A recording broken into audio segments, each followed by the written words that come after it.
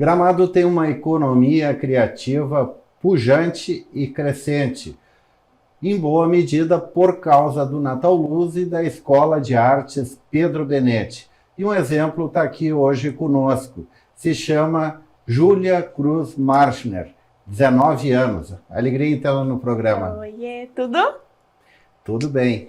Me diga uma coisa, quando você despertou para a atividade artística? Quando eu era pequena, eu sempre quis ser bailarina, na verdade, e eu sempre quis apresentar no Natal Luz de Gramado, o grande desfile.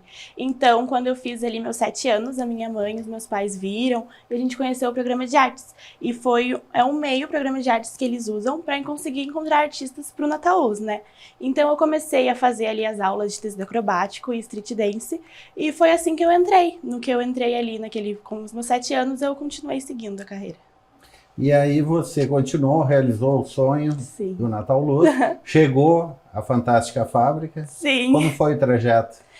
Eu comecei então com 7 e desde os 7 eu faço tecido. Quando eu fiz 9, minha professora me convidou para fazer aula de lira e foi mais uma coisa que me ajudou. Então no ano passado, quando abri as audições para a fábrica, eu fiz a audição para a fábrica de lira, de tecido e de dança. E foi o que me ajudou a conseguir entrar e realizar mais esse sonho.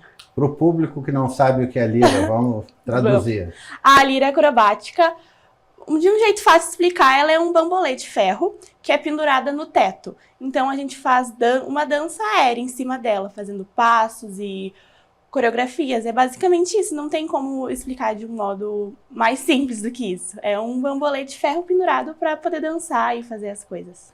Você também acabou virando empreendedora. Sim. Criou uma escola. Conte-nos um pouco mais. No meio não, ali perto do final da pandemia, uma moça entrou em contato comigo através do Instagram, porque eu posto muito da minha rotina, das minhas aulas que eu fazia e das minhas fotos, treinos no Instagram. E essa moça me encontrou pelo Insta e me perguntou se eu dava aulas. E na época eu tinha 15 anos ainda e nem passava pela minha cabeça dar aula, porque eu tinha muita vergonha. Então eu comecei a falar com a minha mãe, eu falei com o meu pai, que eles me apoiam em tudo.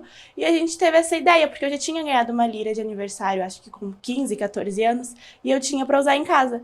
E daí a gente teve essa ideia de dar aulas e montou uma aula. Então eu comecei dando aula para essa moça que me perguntou, para mim e para minha irmãzinha. E com o tempo que a gente foi divulgando nas redes sociais, as pessoas foram começando a procurar. Então, hoje em dia, eu tenho 30 alunas aqui em Gramado já.